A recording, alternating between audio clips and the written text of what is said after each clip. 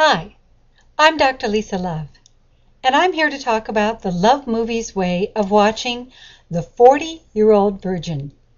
If you've already seen the video clip on the Love Movies way of watching movies, you know there are 4 different sections of the Love Movies way: appreciation, awareness, empathy, and connection.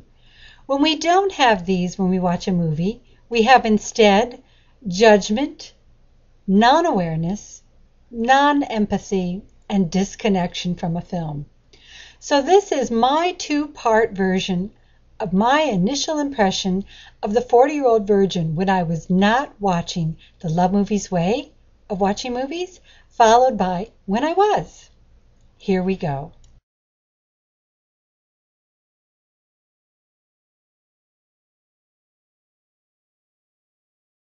Before using the Love Movies way of watching the 40-Year-Old Virgin. When I was told that I should pick up this video and check it out and use the Love Movies way of watching, at first all I could think was, ugh, I can't believe I'm going to spend my time watching this movie. I mean, for all I could tell from the previews I had seen, it was going to be just a lot of TNA. It was going to be just a really juvenile film. And all I could think is, ugh! And then to top it all off, it was no longer in the movie theaters. It was on the DVD, and all we had is the uncensored version. And so I thought, great, I get to watch the extra footage that didn't even make it into the movie theater because it was probably too crude and rude to watch. And so with my biased, prejudiced, judgmental, disconnected, unempathetic, unaware, and critical mind, I started watching the movie. And I pretty much was crossing my arms throughout the whole thing and just wondering when was it going to end. And I was pretty much judging just about every character on the screen, thinking that they weren't even men, that this movie wasn't even for 17-year-olds. Well, I mean, it really is for at least over 17. But, you know, it really is at least boys that are acting like 13, not even 17. And all I could wonder is, when is this movie going to end? And why in the world do we have a guy who's a 40-year-old virgin? And why are these guys also immature? And why do they know nothing about relationships? On and on and on and on and on, until finally this agonizing film was over.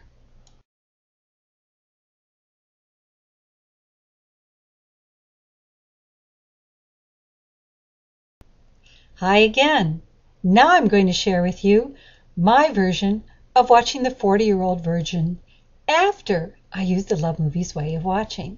Remember, that involves finding something to appreciate in a movie. That involves staying aware, not reactive, staying in that kind of witness-observer consciousness. That involves having empathy for the characters on the screen or for yourself as you're going through the movie, especially if certain things are triggered off inside of you that you need empathy for. And that involves understanding the areas where you're connecting and disconnecting from the storyline or the characters in the movie. And all I can say is, when I used the Love Movies way of watching this movie, I absolutely loved the 40-Year-Old Virgin. I mean, I suddenly had an explosion of empathy when I got out of my know-it-all judgmental mind and I stayed in the stream of love. All I could think is, oh my gosh, here I am, a woman, trying to get an insight into what it must be like to be a man, especially a man growing up in a culture like the United States and growing up in today's society, especially being like the character of the 40-Year-Old Virgin, when you're trying to figure out a way to navigate all the waters of the peer pressure. And how do guys survive all that TNA coming their way anyway? I mean, they are full of testosterone. They are not full of estrogen. It is a different world for them. I don't know how any guy makes it in today's society, to be quite honest.